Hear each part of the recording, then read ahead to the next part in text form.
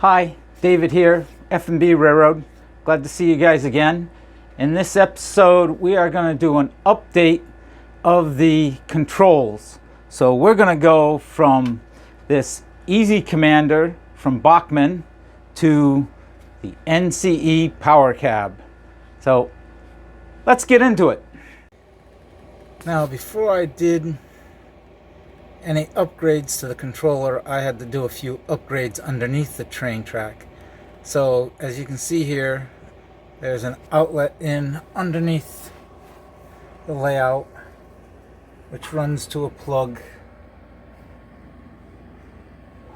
And that's the input to the layout. And then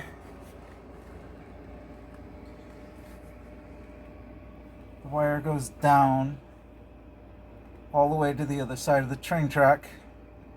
In the middle here is two sets of outlets that are controlled by switches.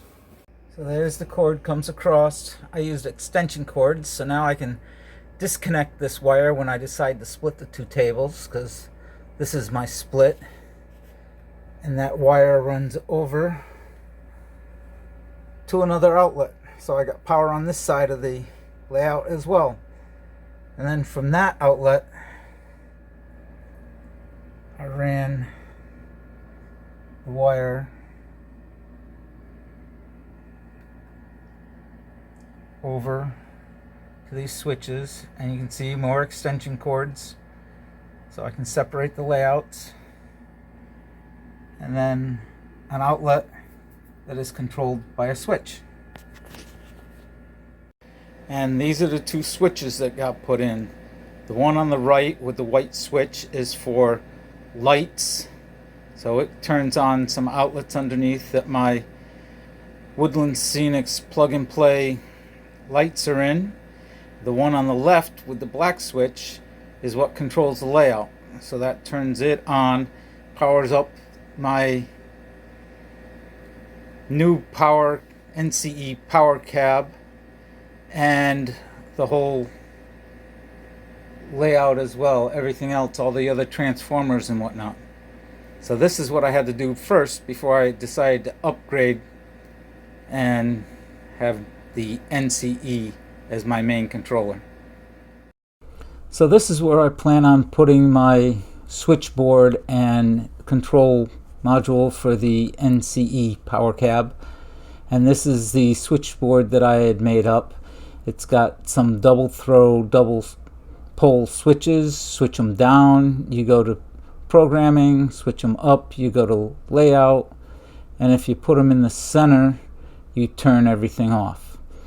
And this is what I planned on putting in. I already have it all pre-wired, set up. I have the plug-in for the NCE Power Cab and my pigtails to go off to the layout to various connections. So from here I need to lay it out, cut some holes, and install both this and the NCE Power Cab piece.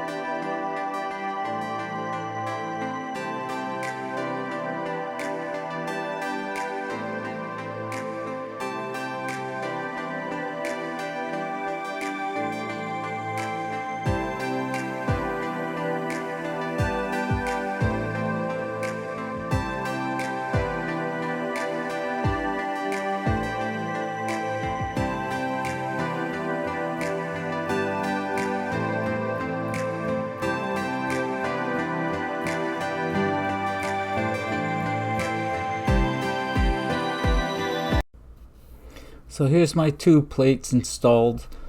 The one for the NCE Power Cab on the left and the switches on the right.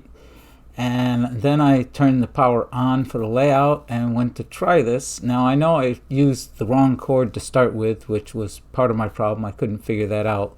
But once I did figure that part of it out and put the flat cord in, it still wouldn't work the way I wanted it to. I wanted to be able to flip the two switches to layout and be able to run everything from the layout to the programming track and back onto the layout. That didn't work, and when I switched to programming, it didn't power up the programming track either. So this was a failed attempt. Okay, my first attempt at wiring up the NCE cab failed with my two little toggle switches. So I did some research and I found I should have a buffer track so I don't have any problems with engines and whatnot if they go beyond the programming track. And I also figured out how to wire the system so that it'll work the way I need it to. So now when it's wired, it'll be, when you turn the system on, it's going to be the programming track on all the time. Then there'll be a switch that will turn on and off the layout, and then there will also be a switch that'll turn on and off the buffer piece of track, because the system only has two wires, and the way it's set up is when you turn it on to program, if anything else is on the track, you're going to program that too. So if I can turn off the layout, I don't have to worry about programming any of those engines, and having that buffer track will protect any of the other engines from the one that I'm trying to program going off the end of the programming track and hitting the layout and causing problems that way. So let's look at attempt number 2. And here are my switches. You can see one switch is labeled layout. The other switch is labeled buffer. I got all my wires connected. Now I need to put it into the hole and wire everything up.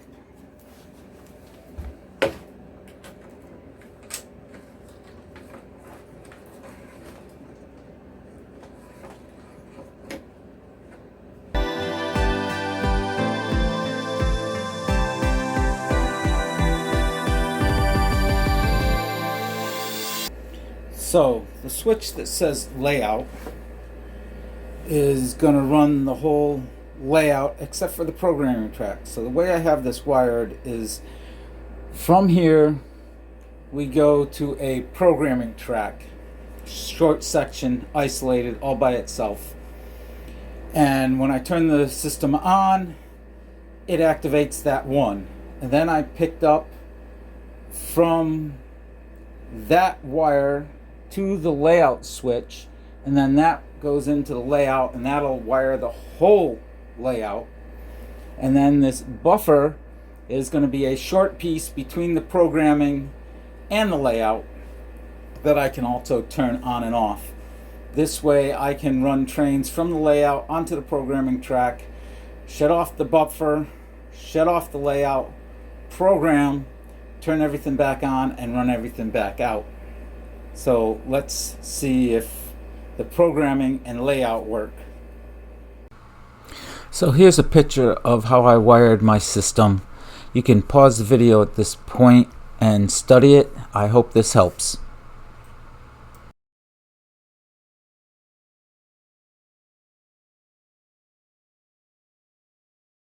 We'll turn on the whole layout.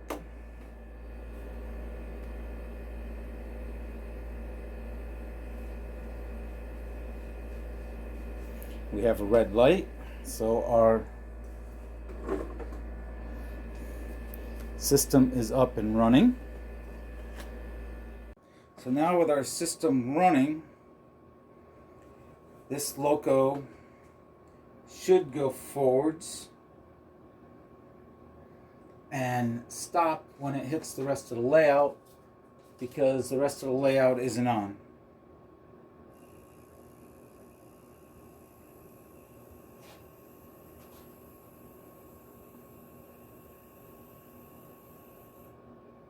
And there it is, it stopped. Let's try reverse.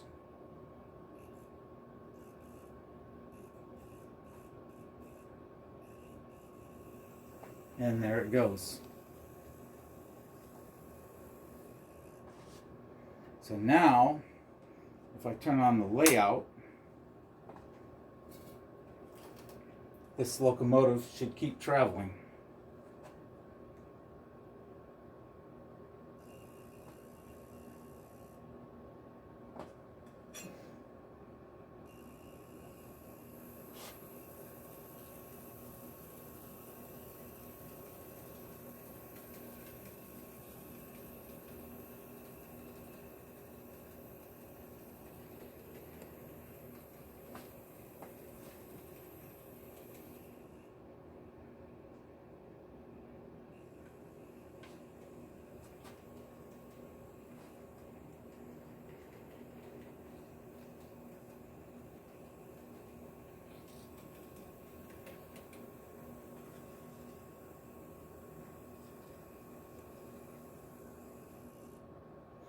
So there, it works. Now all I gotta do is hook up my sectional track or my buffer track. Now you can see here this insulated joiners right here. This is the programming track that the loco is sitting on, and this is a short section, and then it goes on to my bridge, and then it hooks into a turnout.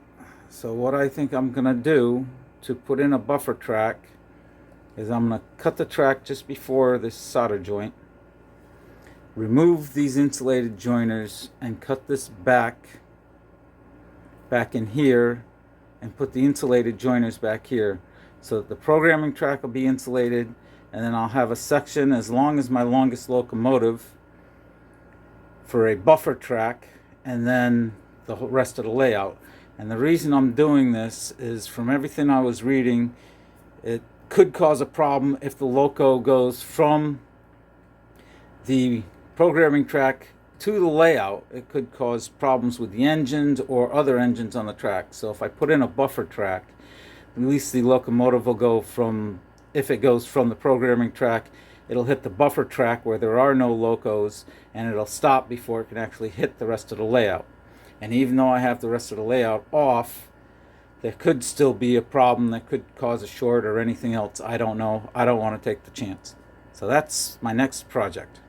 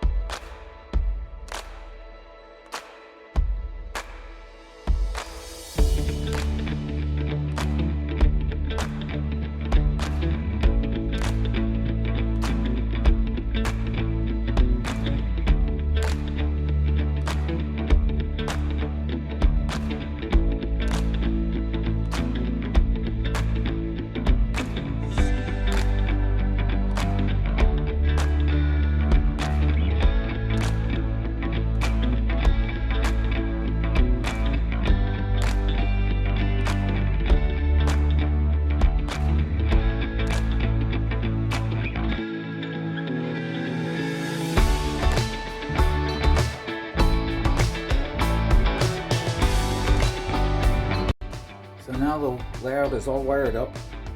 The only thing that's on right now is the programming track, which this engine is sitting on.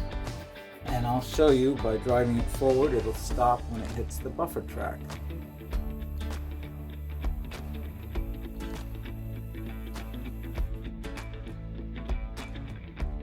And now if I turn on the buffer track, it should continue until it hits the layout. Stop again, and now if I turn on the layout, it will drive off.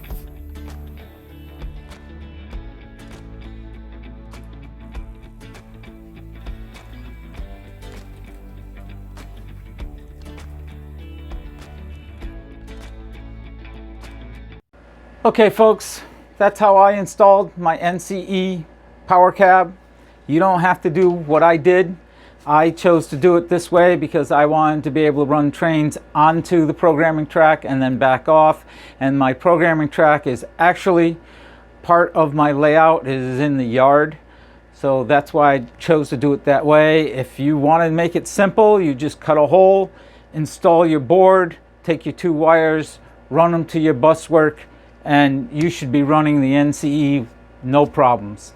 Now, I have a lot more to learn about the NCE, like how to do long addresses, how to do consists, how to speed match engines, but that's for another video, and we'll get to that sooner or later. So I really do appreciate you guys watching the video. Please hit the like button or the thumbs up, and then subscribe would be nice. I'd like more subscribers. That's always nice. Hit the bell icon. That'll notify you for when I put up new videos. Share it with your friends. Leave a comment. I hope you enjoyed this video. And what do I always say? Keep on modeling.